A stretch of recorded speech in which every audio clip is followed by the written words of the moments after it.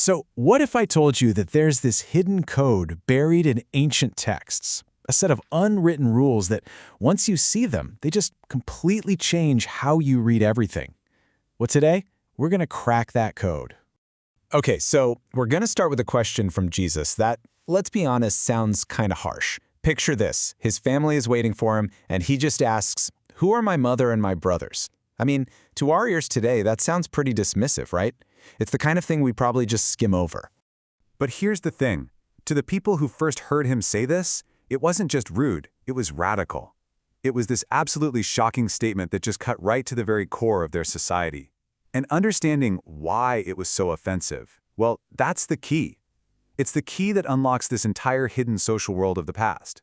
All right, so to figure out why this statement landed like a total bombshell, we need a special kind of tool, a new lens, if you will. It's a method called sociological criticism, and it's designed to do one thing: help us see the invisible social rules that everyone back then just took for granted.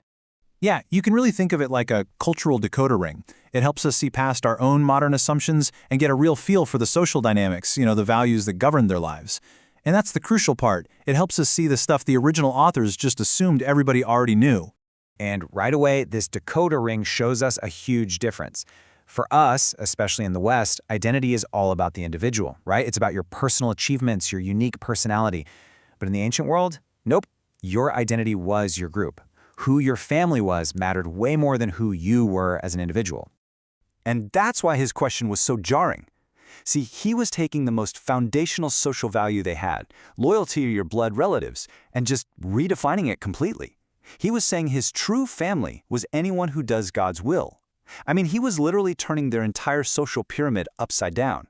And this whole group-first mindset, it wasn't just some minor detail. It shaped absolutely everything. It's why you see these stories of entire households converting to Christianity all at once, like Lydia's family in the book of Acts. The head of the house decides, and the whole group follows. It's also why the early church kept calling itself a household of God. They were literally building a new family, a new primary group to belong to. Okay, so if your whole identity is tied to the group, it makes sense that the group's reputation is, well, it's everything. And that brings us to the next big unwritten rule, this high-stakes, very public game of honor and shame. Now, this wasn't about feeling guilty on the inside like we might think of it. Not at all. Honor and shame were public things, almost like commodities traded in the court of public opinion. Your honor was your family's social currency, and if you lost it, you lost everything. You had to protect it, no matter what. The perfect place to see this in action is the parable of the prodigal son. When the son asks for his inheritance early, he's basically saying, "I wish you were dead." This was a huge act of public shame. Then the father runs to greet him, something a respectable man of his status would never do, risking his own honor. But then, by throwing that massive public feast, he publicly restores his son and brings honor back to the whole family. It's this incredible public drama of shame being wiped away and honor being restored. Okay, this leads us to what you could almost call the social operating system of the entire Greco-Roman world, and that is the system of patronage. So this was a formal, very public relationship and was all built on mutual obligation. You had a wealthy patron who would provide all sorts of benefits, money, jobs, even legal help, to a lower status person, the client. In return, that client owed the patron public loyalty and praise. You can kind of think of it like a system of trading favors, but with a huge catch. Failing to publicly say thank you could totally wreck your reputation. And once you get your head around this system, so many confusing parts of the New Testament just click into place. It helps explain why a church might put up with a wealthy member's awful behavior. He's probably their patron. It's also why the Roman emperor was seen as the ultimate patron, the one who gave peace and security to the empire, and in return, his subjects were expected to show gratitude by worshiping him, which, as you could imagine, was a huge problem for early Christians.